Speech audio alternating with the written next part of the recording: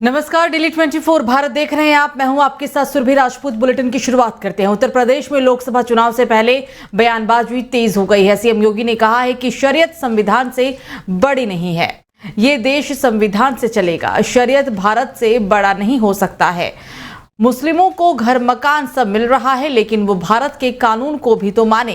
कार्यक्रम में शामिल हुए सीएम योगी ने कहा कि मुस्लिमों की कोई चिंता नहीं करता, उसे मकान मिल रहा है, खाने को मिल रहा है, लेकिन वो भारत का कानून भी तो माने। कानून भारत के अनुसार माने, भारत के संविधान का सम्मान करे। सीएम योगी ने आगे कहा कि संविधान के अनुसार ये देश चलेगा। शरीयत हमारा व्यक्तिगत विषय होगा, लेकिन शरीयत संविधान से बड़ा नहीं हो सकता। वो इस बात को तो माने, तो वहीं भारत की जनता उन्हें सिराखों पर बिठाएगी। हम प्रदेश को कानून के राज के साथ दंगा मुक्त राज्य के रूप में स्थापित करते हैं। प्रदेश को अराजकता के भट्टी में झोंकने का प्रयास किया था। हमने उत्तर प्रदेश को देश के विकास का अड्डा बनाकर रखा है।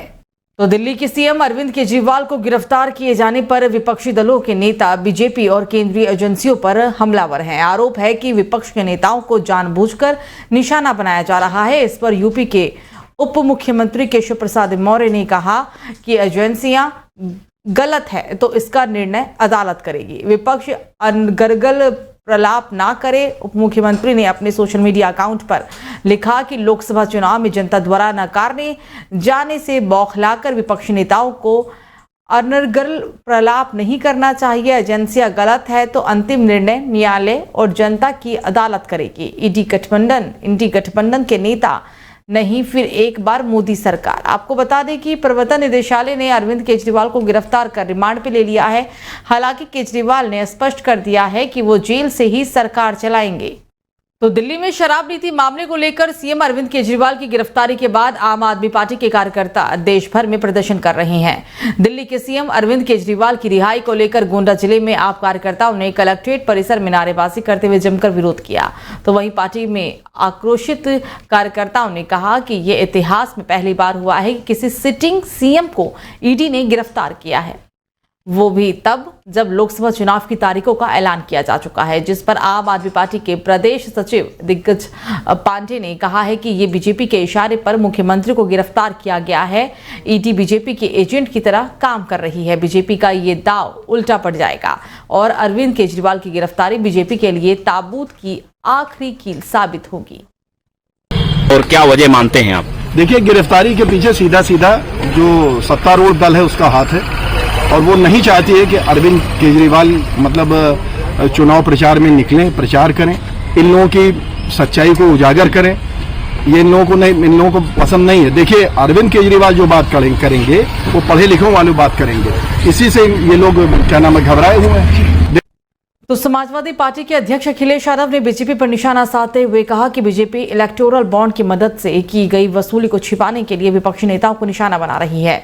लखनऊ में अखिलेश यादव ने कहा कि उन्होंने सुना है कि दिल्ली एक्साइज केस के आरोपी शरद रेड्डी ने बीजेपी को करोड़ों रुपए के चुनावी बॉन्ड दिए थे। इसका मतलब है कि अगर कोई बिना बॉन्ड के चंदा ले रहा है तो ये गलत है और बॉन्ड के जरिए पैसा निकालना सही है। इलेक्टोरल बॉन्ड के जरिए से की गई जबरन वसूली को छिपाने के लिए बीजेपी की सरकार के माध्यम से विपक्षी नेताओं को निशाना बनाया जा रहा है। संपन्नता और समानता का जो नारा दिया और समाजवादी विचारों को जो लेकर के चले, आज के दिन जब हम उन्हें याद करते तो यही संकल्प लेते हैं कि उनके बताए हुए रास्ते पर हम लोग चलेंगे। जो राजनीतिक परिस्थितियां हैं, बाबा साहब भीमराव अम्बेडकर जी, डॉक्टर राम मनोहर लोहिया, इन दोनों के विचारों को लेकर ही देश खुशहाली के रास्ते पे जा सकता है। तो समाजवादी पार्टी के मुखिया अखिलेश यादव इस बार रामपुर लोकसभा सीट से चुनाव लड़ सकते हैं। अखिलेश यादव ने सीतापुर जाकर जेल में बंद पार्टी के वरिष्ठ नेता और पूर्व सांसद मोहम्मद आजम खां से मुलाकात की।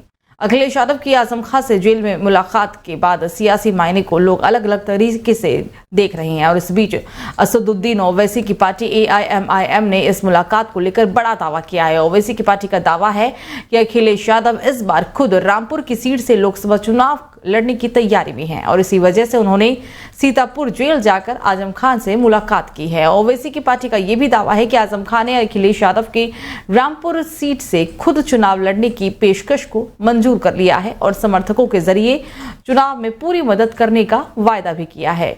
ओवैसी की पार्टी AIMIM के प्रवक्ता मोहम्मद फरहान ने बयान जारी कर अखिलेश यादव की रामपुर सीट से चुनाव लड़ने का दावा करते हुए उन पर सियासी निशाना साधा है। उन्होंने कहा है कि आजम खान पिछले लंबे अरसे से जेल में बंद है, लेकिन अखिलेश यादव को उनसे मुलाकात का वक्त अब चुनाव के वक्त जाकर मिला है।